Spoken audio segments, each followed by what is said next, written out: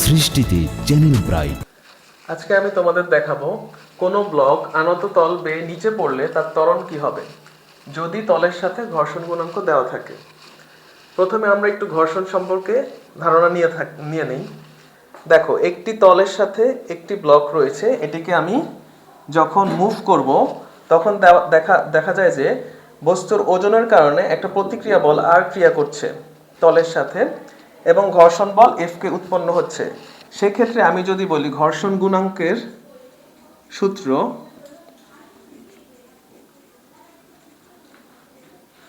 Mu কে সমান সমান ঘর্ষণ বল ভাগ প্রতিক্রিয়া বল আর। তোমরা অবশ্যই মনে রাখবা, প্রতিক্রিয়া বল যেই তল থাকে তার সাথে উলম্ব বরাবর হবে, অবশ্যই এটা খেয়াল রাখতে হবে। এখানে আমরা একটি সমতল নিয়েছি, সেক্ষেত্রে ঘর্ষণ বল এই সমতলের সাথে লম্ব বরাবর হয়েছে, প্রতিক্রিয়া বল লম্ব বরাবর আর নিয়েছি। এখানে যেহেতু আনত তল, সেক্ষেত্রে আমরা প্রতিক্রিয়া বল এই আনত তলের সাথে উলম্ব বরাবর নিব। তাহলে আমরা এখানে আসি আমাদের টপিকসে। আজকে এবিসি একটি ত্রিভুজ রয়েছে, এখানে এবি এসি বরাবর আনত তল রয়েছে, এটি ভূমির সাথে থিটা কোণ উৎপন্ন করে। আচ্ছা, আমরা যদি ভূমির সাথে থিটা কোণ উৎপন্ন বের করতে পারি, তাহলে আমরা উলম্বের সাথে কোণ আলফা নির্ণয় করতে পারবো। কিভাবে? এটা যেহেতু বিকোণটা 90 ডিগ্রি, সেহেতু আলফা কোণ হবে 90 মাইনাস থিটা, কারণ আমরা জানি ত্রিভুজের তিন কোণের সমষ্টি 180 ডিগ্রি। সেক্ষেত্রে আমরা আলফাটা নির্ণয় করে নিব। এখন দেখো, একটি ব্লক উপর থেকে নিচে পড়ছে, এ থেকে সি বরাবর নিচে পড়ছে, তাহলে তার ওজন অবশ্যই নিচের দিকে ক্রিয়া করবে। আমরা জানি ওজন সবসময় উপর থেকে নিচে ক্রিয়া করে। সেক্ষেত্রে কিন্তু আমার বস্তুটা পড়ছে আলফা কোণে আনতভাবে, সেক্ষেত্রে আমার এখানে ওজনের উপাংশ আনত তল বরাবর চলে আসবে। আমরা যদি দেখি এই কোণটা যদি আলফা হয়, তাহলে আমাদের ব্লক যদি নিচের দিকে পড়ে আনত কোণ বরাবর, তাহলে এখানে এমজির সাথে আমাদের আনুভূমিক উপাংশ এমজি কজ আলফার সাথে কোণ হবে আলফা। আমরা জানি যদি একটা লব্ধির ক্ষেত্রে কোনো একটা লব্ধির ক্ষেত্রে সেটা তির্যকভাবে থাকে, ভূমির সাথে থিটা কোণ উৎপন্ন করে, তাহলে যার সাথে থিটা হয় সে হয় আর কস থিটা, আর যার সাথে থিটা নেই সে হবে আর সাইন থিটা। তো এক্ষেত্রে তোমরা দেখো, এখানে ওজনটা নিচে কাজ করছে আর আমরা ওজনের সাথে আলফা কোণ উৎপন্ন করেছি আনত তল বরাবর। সেক্ষেত্রে আনত তল বরাবর যে বলটা কাজ করবে সেটা হবে এমজি কজ আলফা, অর্থাৎ এই বলটাকে আমি বলবো যে প্রয়োগকৃত বল, কারণ এই বলের কারণে বস্তুটা নিচে পড়ে যাচ্ছে। আবার আমরা দেখি যে এমজির আরেকটা উপাংশ থাকে, এটাকে বলতেছি আমরা উলম্ব উপাংশ, সেটা হচ্ছে m g sine alpha. M g sine আলফাটা অবশ্যই তলের সাথে লম্ব বরাবর ক্রিয়া করবে, তাহলে এমজি সাইন থিটা, এই যে আমাদের তলের সাথে লম্ব বরাবর ক্রিয়া করছে, এই এমজি সাইন থিটার বিপরীতে একটা প্রতিক্রিয়া বল কাজ করবে, সেটাকে আমরা বলতেছি তলের উলম্ব দিকে প্রতিক্রিয়া বল। তাহলে এখানে আমরা বলতে পারি যে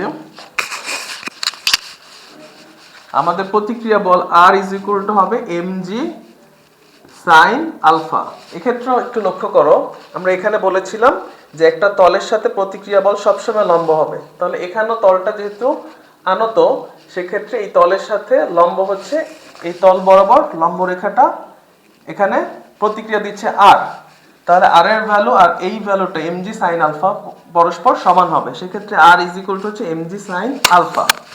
আচ্ছা, এখানে যদি লক্ষ্য করো, বস্তুটা যখন নিচে পড়ছে তাহলে ঘর্ষণ বল অবশ্যই তার বিপরীতে ক্রিয়া করবে, তাহলে এখানে ঘর্ষণ বল এফ কে রয়েছে, তাহলে আমাদের প্রয়োগকৃত বল এমজি কজ আলফা এবং ঘর্ষণ বল এফ কে।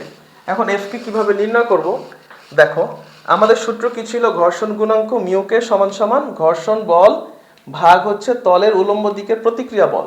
তাহলে যদি আমরা এখানে একটু লক্ষ্য করি, আমাদের ঘর্ষণ গুণাঙ্ক দেওয়া ছিল মিউ কে, তাহলে আমাদের ঘর্ষণ বল ছিল এফ কে এবং প্রতিক্রিয়া বল ছিল আর, তাহলে আমরা এখানে প্রতিক্রিয়া বল আর দিলাম, কিন্তু আমাদের আর এর ভ্যালু আনত তলের জন্য এমজি সাইন আলফা এসেছে, সেক্ষেত্রে আমরা এখান থেকে লিখতে পারি এফ কে সমান সমান মিউ কে ইন্টু আর, এবং আর এর ভ্যালু বসিয়ে দিয়েছি এমজি সাইন আলফা, তাহলে আমরা এখান থেকে ঘর্ষণ বলটা পেয়ে গেলাম। এরপরে যেহেতু বস্তুটা এমজি কজ আলফার জন্য আনত তল বেয়ে নিচে পড়ছে, তাহলে এই বলটাকে আমরা ধরবো প্রয়োগকৃত বল, তাহলে বস্তুর ওজনের জন্য প্রয়োগকৃত বল F equal to m g cos alpha হবে। এই বলে সে নিচের দিকে পড়ে যাচ্ছে, অর্থাৎ বস্তুটা ত্বরণ হবে এ থেকে সি বরাবর নিচের দিকে ত্বরণ হবে বস্তুর। ওকে, এবার আসি, যেহেতু এখানে ঘর্ষণ বল রয়েছে এবং প্রয়োগকৃত বল রয়েছে, তাহলে আমরা একটি নিট বল অথবা একটি কার্যকর বল পাবো। তাহলে কার্যকর বল F net is equal to প্রয়োগকৃত বল বিয়োগ ঘর্ষণ বল। কেন আমরা প্রয়োগকৃত বল আগে দিয়েছি? কারণ বস্তুটা নিচের দিকে পড়ে যাচ্ছে আর ঘর্ষণ বল বিপরীতে বাধা দিচ্ছে। সো যেহেতু নিচের দিকে পড়ছে, তাহলে আমাদের প্রয়োগকৃত বলটা বড় এবং ঘর্ষণ বলটা ছোট। এই কারণে আমরা প্রয়োগকৃত বল বিয়োগ ঘর্ষণ বল দিয়েছি। তাহলে এখন যদি আমরা ভ্যালুটা বসাই, এফ ইজ ইকুয়ালস টু এখান থেকে পাচ্ছি m g cos alpha, F কে সমান সমান mu k m g sine alpha. আর যেহেতু বস্তুটা এই বরাবর এ ত্বরণে পড়ছে, তাহলে এই দিক বরাবর নিট বল এফ নিট, তাহলে বস্তুর ভর এম এবং এফ নিটকে আমরা লিখতে পারি এম এ। যেহেতু বস্তুটা এ ত্বরণে এদিকে পড়ছে, বস্তুর ভর এম, তাহলে নিট ফোর্স হবে F net is equal to m a. তাহলে আমি উভয় পক্ষ থেকে যদি আমরা এম গুলি কেটে দেই, তাহলে আমাদের সূত্র হয় ত্বরণ এ is equals two G cos alpha minus mu K G sine alpha. সেক্ষেত্রে আমরা জি কে যদি কমন নেই, তাহলে হবে কজ আলফা মাইনাস মিউ কে সাইন আলফা। তাহলে অর্থাৎ আমরা আনত তলের জন্য ত্বরণ পাচ্ছি এ সমান সমান g into cos alpha minus mu k into sine alpha. যদি আমাদের কোনো ঘর্ষণ না থাকতো, তাহলে এই পার্টটা আমাদের বাদ চলে যেত।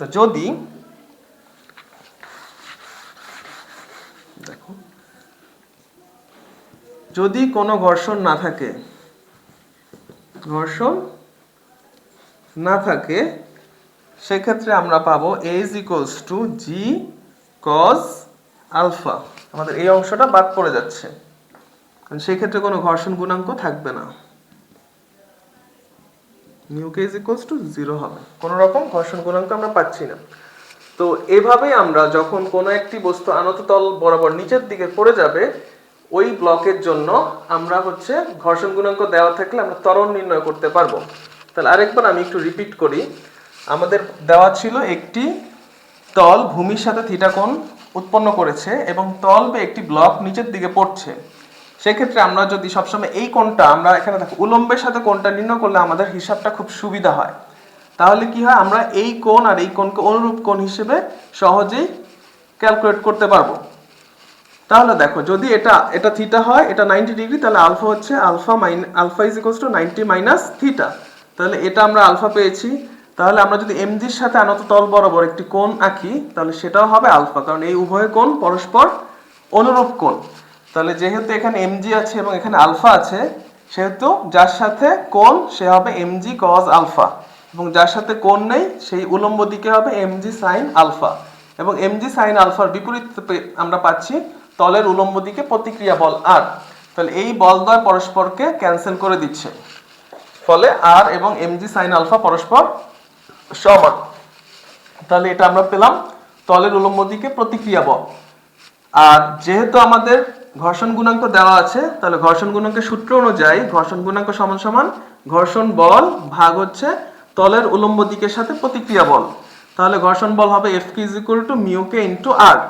আর এর ভ্যালুটা আমরা এখানে mg sin আলফাটা বসিয়ে দিয়েছি, এবং বস্তুটা নিচের দিকে পড়ে যাচ্ছে, অবশ্যই mg cos আলফার জন্য নিচের দিকে পড়বে। সেহেতু আমরা প্রয়োগকৃত বল দিয়েছি mg cos আলফা, কিন্তু প্রয়োগকৃত বলকে বাধা দিচ্ছে ঘর্ষণ বল। তাহলে আমরা একটা কার্যকর বা নিট বল পাবো, সেই নিট বলটা হবে প্রয়োগকৃত বল বিয়োগ ঘর্ষণ বল। এবার আমরা প্রয়োগকৃত বলের ভ্যালুটা বসাচ্ছি, mg cos আলফা বসিয়ে দিলাম এবং ঘর্ষণ বল F কে এর মান বসিয়ে দিলাম মিউ কে mg sin আলফা। আর নিট বল F = m এ পেলাম কোথায়? যেহেতু বস্তুর নিচের দিকে পড়ছে একটি ত্বরণ a নিয়ে এবং বস্তুর ভর হচ্ছে m, তাহলে আমরা নিট ফোর্সের জন্য পাবো F নিট = ma। তাহলে উভয় পক্ষে আমি m কেটে দিয়েছি, তাহলে ত্বরণ a হয় g cos alpha minus mu k g sin alpha. অর্থাৎ এখানে g কমন নেওয়ার পরে a = g cos alpha minus mu k sin alpha. আর যদি আমাদের ঘর্ষণ না থাকে, সেক্ষেত্রে আমাদের মিউ কে 0 হবে এবং আমাদের এক্ষেত্রে আনত তলের জন্য ত্বরণ হবে a = g cos আলফা। ধন্যবাদ শিক্ষার্থীরা।